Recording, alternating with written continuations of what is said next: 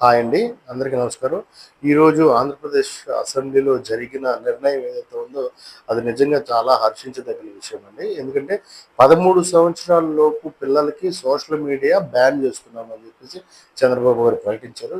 రాబోయే 3 నెలల్లో దీని మీద కఠిన నిర్ణయాలు తీసుకొని సోషల్ మీడియాలో అకౌంట్స్ 13 సంవత్సరాల లోపులకి ఓపెన్ కాకుండా చేయబోతున్నారు. నిజంగా ఇది చాలా శుభపరిణామమనే చెప్పుకోవాలి. ఎందుకంటే చాలామంది పిల్లలు ఈ వీటికి అడిక్ట్ అయిపోయి చాలా నష్టాలు కొని తెచ్చుకుంటున్నారు. ముఖ్యంగా చదువు మీద ఇంట్రెస్ట్ పోవడము, నిద్ర సరిగా లేకపోవడము, ఇంకా రకరకాల ఇబ్బందులు పడతా ఉన్నారు.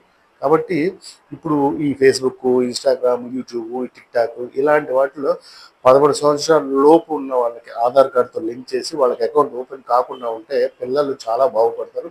కాబట్టి ఇలా నిర్ణయం తీసుకున్న ఆంధ్రప్రదేశ్ ప్రభుత్వానికి, చంద్రబాబు గారికి నిజంగా పేరెంట్స్ అందరూ కూడా చాలా కృతజ్ఞతలు తెలియజేసుకుంటా ఉన్నారు.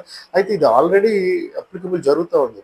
ఆస్ట్రేలియా అనే దేశంలో ఆల్రెడీ 16 సంవత్సరాల లోపు వాళ్ళకి బ్యాన్ చేశారు. తర్వాత ఇండోనేషియా, ఆ తర్వాత రీసెంట్‌గా నిన్న వాటిలో కర్ణాటక ప్రభుత్వం కూడా 16 సంవత్సరాల లోపు వాళ్ళకి సోషల్ మీడియా బ్యాన్ అనేది పెట్టింది. అయితే మన రాష్ట్రంలో మాత్రం 13 సంవత్సరాలకి పెట్టాలని పూర్తి నిర్ణయం తీసుకున్నారు. అయితే 13-16 సంవత్సరాల వాళ్ళకు కూడా కొన్ని పరిమితులతో కూడిన సోషల్ మీడియా బ్యాన్ కూడా ఆలోచించబోతా ఉన్నారు.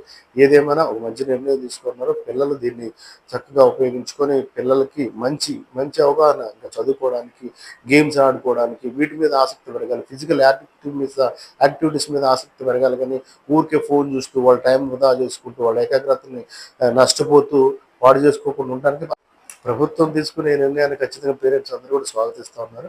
మరొకసారి ప్రభుత్వానికి, కూటమి ప్రభుత్వానికి పేరెంట్స్ గాని, ఆంధ్రప్రదేశ్ ప్రజలు గాని అందరూ కూడా కృతజ్ఞతలు తెలియజేస్తున్నారు. Thank you. ధన్యవాదాలు.